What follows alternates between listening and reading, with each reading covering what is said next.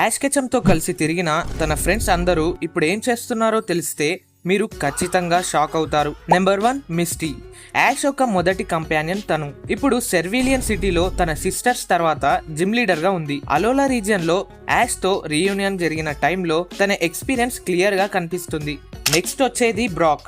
తిను యాష్ యొక్క longest companion. Pokemon doctor అవ్వాలి అన్న తన కోరికను కొనసాగిస్తున్నాడు. మిస్టీతో పాటు యాష్ ని అలోలాలో కూడా కలుస్తాడు. నెక్స్ట్ వచ్చేది ట్రేసీ.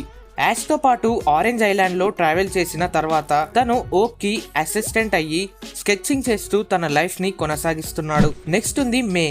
యాష్ తో హోయన్ లో ట్రావెల్ చేస్తుంది. తర్వాత ఇప్పుడు తను వరల్డ్ లోనే టాప్ పోకెమాన్ కోఆర్డినేటర్ గా ఉంది. తను జోటోలో యాష్ తో ట్రావెల్ చేసి తన డ్రీమ్ ని ఫాలో అవుతుంది.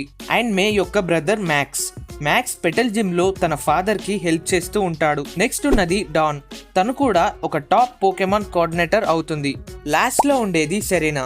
యాష్ తో మంచి రిలేషన్షిప్ ఉన్న తర్వాత ఇప్పుడు తను టాలెంటెడ్ పోకెమాన్ పర్ఫార్మర్ అయ్యింది. యాష్ కెచమ్ మళ్ళీ సెరీనాని మీట్ అవ్వాలి అని నా కోరిక. సో మీకు యాష్ ఎవరిని మళ్ళీ మీట్ అయితే బాగుంటుంది అని అనిపిస్తుందో ఆ కంపానియన్ నేమ్ ని కామెంట్ చేసి చెప్పండి.